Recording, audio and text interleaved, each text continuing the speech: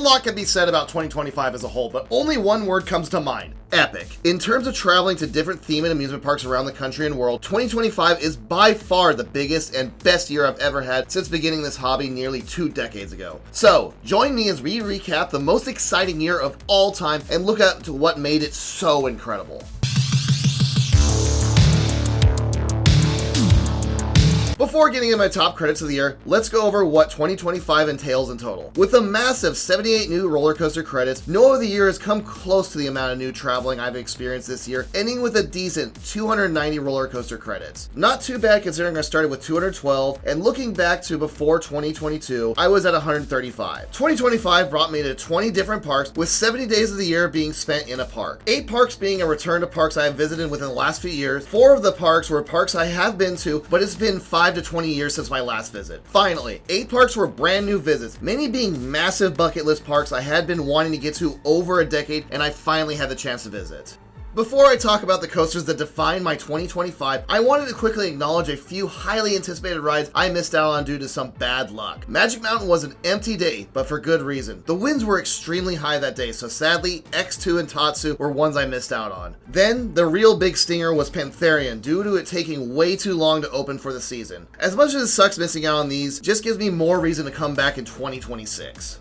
Alright, let's dive into my top 20 new attraction credits for 2025. While you typically find roller coasters on this list, don't be surprised if you find some dark rides and others sneaking into the list. Starting off with number 20 is one of the best wooden coasters I've had the privilege to hop onto, Thunderhead at Dollywood. This GCI is packed with tons of pops of airtime, all while twisting around itself, keeping you guessing where you're going next. Butter smooth since the retracking has received, Thunderhead is an outstanding Woody in the Smokies. Up next is a coaster that until recently I thought would have for sure been my most surprising credit of 2025, Full Throttle at Magic Mountain. I previously had not heard too many stellar things about this premiered ride's launch coaster due to its short length, but this thing packs a lot into its short run time. Starting off with a nice and punchy launch up to 70 miles an hour, going into a massive 160-foot tall loop, giving probably one of the best hang time moments I've ever experienced. After a fun swing launch, you get incredible ejector airtime in the back row. Then the buzzkill of hitting the brakes. Regardless, this was such a surprising delight of a coaster at the thrill capital of the world.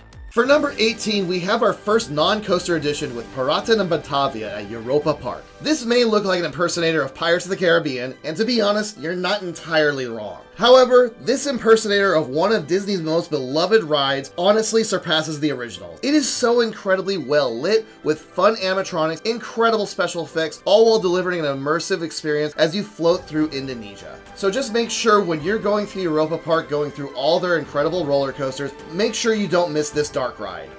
Heading back to the United States, we hit another well-themed attraction, but this time we are back to a roller coaster, Verbolten at Busch Gardens Williamsburg. This is another coaster that surprised me with its quality, giving a thrilling indoor section complete with a fun surprise as you zoom in the dark of the Black Forest, hitting multiple launches, diving down into the Rhine River, which pays homage to the classic attraction that it unfortunately had to replace. With the revamp of the theming coming this off-season, I am hoping this is a coaster that continues to climb up in my ranks.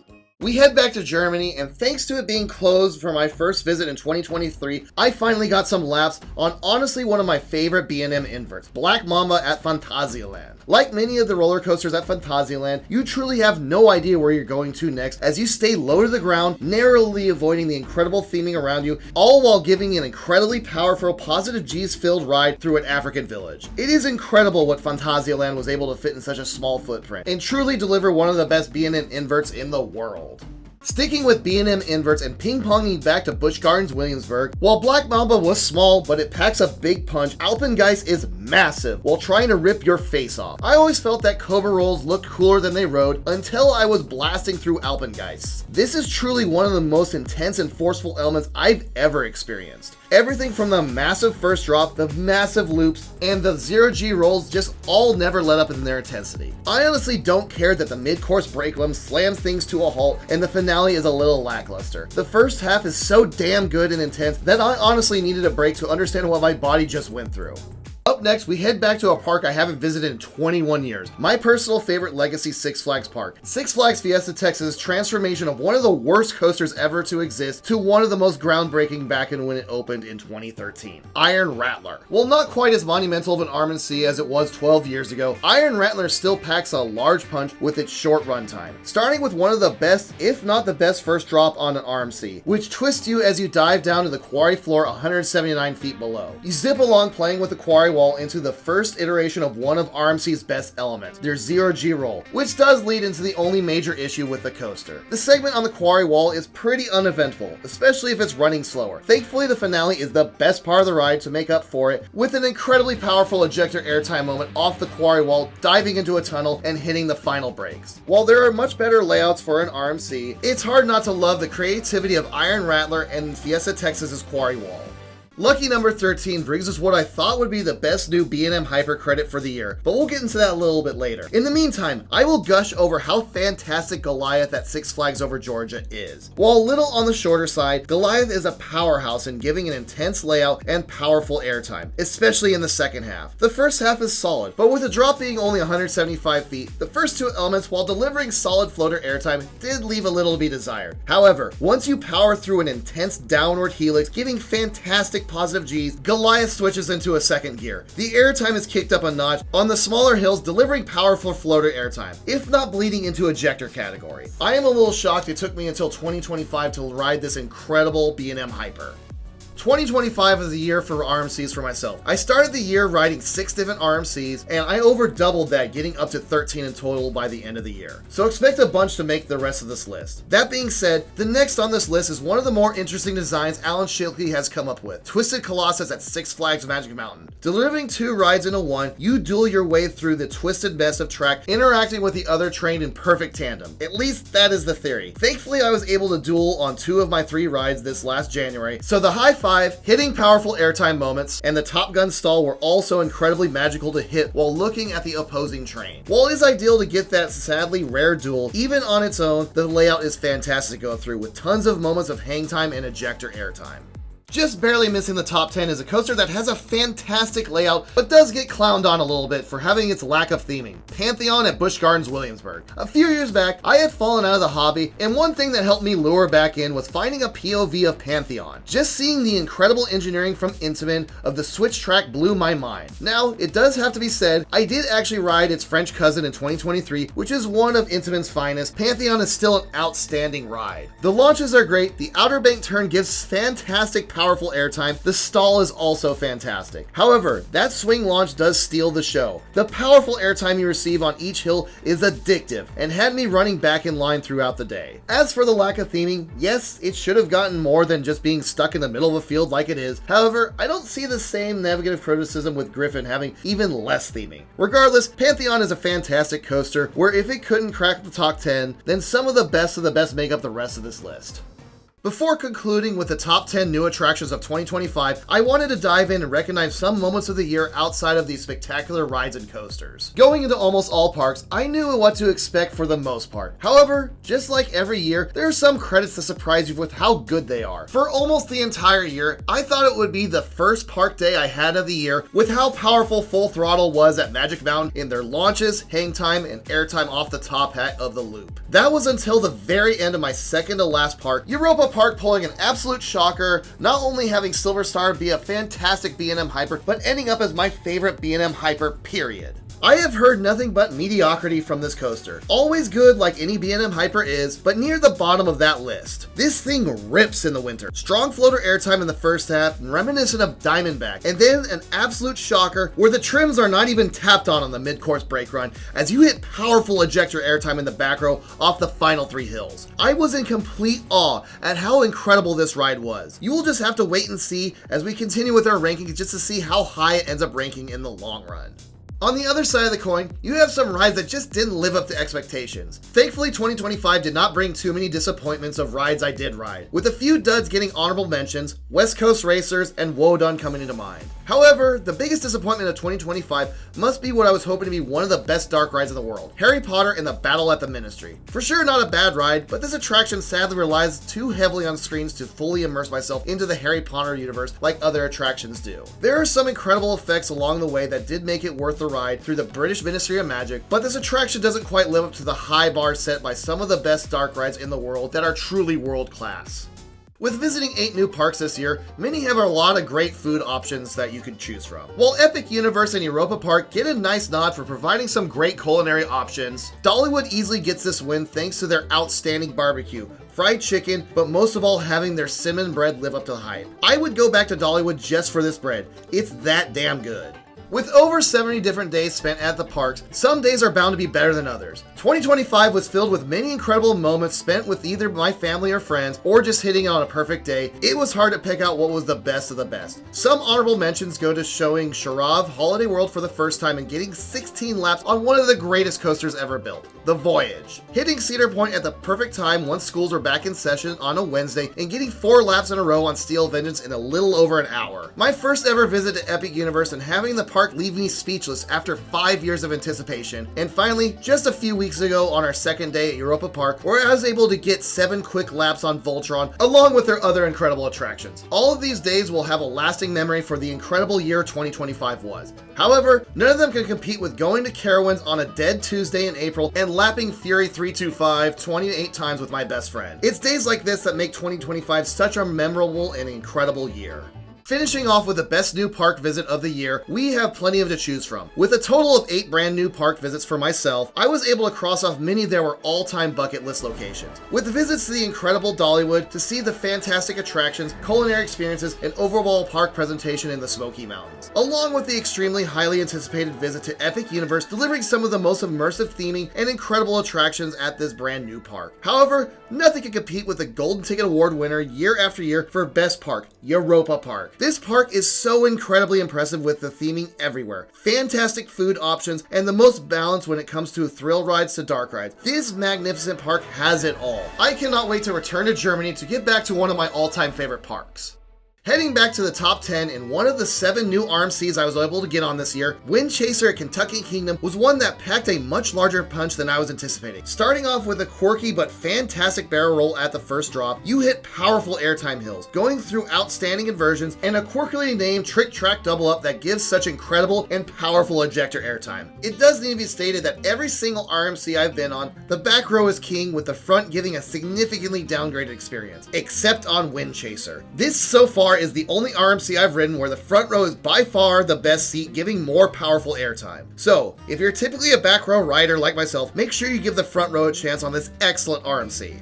Number 9 brings us to something that I did expect to rank a little higher on the list, but considering it's still a top 10 out of the over 80 new credits for the year, Lightning Rod at Dollywood is still a fantastic ride. This coaster checks all the boxes except for one for me. It's filled with powerful airtime, a varied and fun layout, and uses the terrain to its advantage. The only major box it does not tick off is being a little on the shorter side. However, what Lightning Rod does have is fantastic. A massive wave turn, quick transitions, plus one of my favorite elements of all time, the quad down on the side of the mountain, picking up speed after each airtime hill. Lightning Rod does for sure end with a bang, and a must-do for any RMC fan. Yeah, that's right. A log flume beats out a ton of crazy roller coasters on this list. It must be one damn good log flume then, right? Chiapas at Phantasialand is by far the best water ride in the world. I was happily riding it in December. Chiapas is far from your basic log flume, giving airtime on its big drop along with several other surprises. Honestly, for those who have not trekked to Phantasialand, I do advise you going in blind if you can, so skip ahead to the time indicated on the screen if you want to remain spoiler free. Chiapas is an incredible vibe with a custom made soundtrack, incredible theming, switching to a backwards section with a backwards drop, then finally leading into a 53-degree drop, the steepest in the world, into an airtime hill that gives you a pop of floater airtime. No matter the time of year, if you find yourself at the phenomenal Phantasialand, make sure you get multiple rides on this magnificent water ride from Intamin. For number 7, this is technically not a new credit. However, it has been 10 years since my last ride where I had received a game-changing retrack and new trains. And wow, did Ghost Rider at Knott's Berry Farm truly glow up into one of the best wooden roller coasters in the world. Gone are the crazy rough jackhammering days, and now this coaster is as smooth as a Woody can be. This massive Woody is a tale of two halves. The first half is filled with big airtime hills, giving excellent moments of floater airtime. Then, the much better half in my opinion is when the coaster blasts through the mid-course brake run without a tap from the brakes, and the back row feels like you are getting ejected into the wooden supports above you. Ghost Rider now feels completely out of control as you hit small airtime hills as you're fully inside the massive structure. Just as you're about to hit the final brakes and slam into the station, you have one incredible helix giving phenomenal laterals. Ghost Rider is well worth the long wait she gets, and I truly hope Knott's Berry Farm continues to take care of her for the years to come. Up next is one of the few new 2025 attractions to make the list, but I can say confidently that Siren's Curse managed to make sure it wasn't just a one-trick pony. Granted, it's a very good one trick where I find it incredibly amusing how much more intimidating it is that the tilt track that's only 160 feet compared to Valraven's massive 223-foot drop. Having the track behave in that bizarre fashion and tilt into the vertical position with the amazing onboard audio of the sirens luring you to your doom. Once your train is released from the insane vertical position, the rest of the layout is truly fantastic, with amazing pops of airtime, moments of strong positive Gs, barreling through some low-lying inversions, all while being glass smooth with this overall well-themed small footprint of a coaster. Cedar Point keeps getting better and better, and it is insane how this next generation Vekoma makes the already stellar lineup even stronger. Landing all the way at number 5 is the winner of the most surprising credit of 2025, Silver Star. I won't go into too many details since we already covered them, but going into riding this 240-foot tall B&M Hyper with pretty mild expectations of a pretty trimmed ride helped me get completely blown away with the strong floater in the first half and powerful ejector from the mid-course brake run onwards. I don't know if I got some really lucky rides, and for some reason it just hauls ass in the winter, but regardless, I will cherish these phenomenal rides I got in December of 2025 and hope for when I return to Europa Park that she hits hard once again. While it was a massive disappointment to have the crown jewel of King's Dominion down for my trip and basically the season, the other heavy hitter packed a hell of a punch, Twisted Timbers, and the best new RMC I rode for the year. I went into my first trip to King's Dominion with decently high expectations for this RMC, but I did not anticipate it would be just one spot behind Iron Gwazi in my overall ranking. While RMCs do ride somewhat similar to each other, I did find that Twisted Timbers rode the most similar to my number 1 RMC and number 1 coaster overall. Hence, ranking so incredibly high. Starting with a fantastic barrel roll drop, quickly going into 3 powerful airtime hills that hit harder and harder the further you go, along with a wild twisted layout, flinging you one way and into another crazy ejector airtime hill along the way. Then having an epic finale with another funky named Trick Track double up, this 112-foot tall coaster is one massive powerhouse that King's Dominion should be proud of.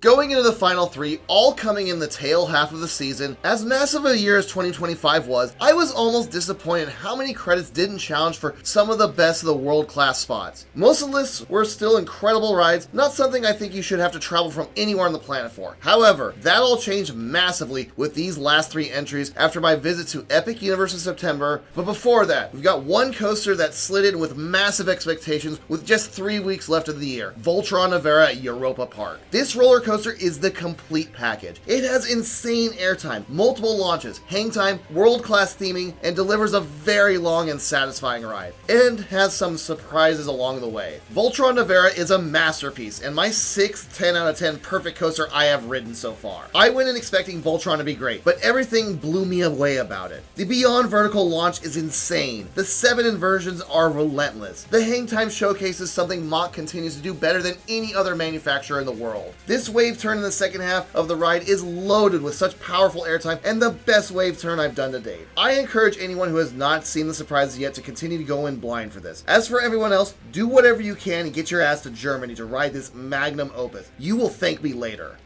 With how much I just gushed about Voltron, it just goes to show you that the number 2 best attraction I rode, Stardust Racers, is immaculate. Mach Rides and Epic Universe also hit this one out of the park with providing by far the best dueling coaster experience of all time. Each side is similar, yet providing an elegant dance around each other while also delivering powerful airtime and strong positive forces. I love from the second the party gets started, you have a powerful launch up to 62 miles an hour that seems to have 2 phases once it gets going. The soundtrack track is epic, and it's choreographed perfectly as the two trains duel in tandem with each other. Even if one side is running slightly slower than the other, the incredible engineering from Mack Rides makes sure the second launch lines up the trains perfectly as they both enter the celestial spin. The visual of seeing the train above you dancing so close to you that you feel like you can touch one of the other guests. It's truly a magical moment. Stardust Racers is an incredible ride, one that I was not expecting to get onto this year, but I am so glad I have this Mack multi-launch coaster as one of my all-time favorites, not only this year,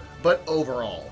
From Epic Universe's unveiling of each portal, every single one of them got me really excited. But if I had to pick a land I was least anticipating, it was Dark Universe. As you can see with this placement, I was so off, as Monsters Unchained: The Frankenstein Experiment is not only the best new attraction I rode in 2025, but also one of the greatest rides I've ever been on, period. Everything from the queue, the pre-show, to the special effects on the ride will blow you away. I knew this ride was special from the moment I saw the Phantom of the Opera playing an organ shooting fire from its pipes. My jaw was completely on the floor after seeing this. Each and every animatronic just looks flat out real. The ride does use screens, but it is to provide depth to the scene while your eyes are focused on the mind-boggling animatronics and special effects around you. I cannot speak highly enough about Monsters Unchained, and if you have not had the chance to go down to Epic Universe yet, between this and Stardust Racers, you're in for a real treat. Well, that's a wrap on 2025, the best year I had to date since getting back into this incredible hobby. What do you think of what I rode this year? Did anything surprise you where I ended up ranking it? As the calendar has now turned to 2026, keep a lookout for what Park Productions is going to be looking forward to in the new year. Thank you all for watching, and let's all have a kick-ass 2026.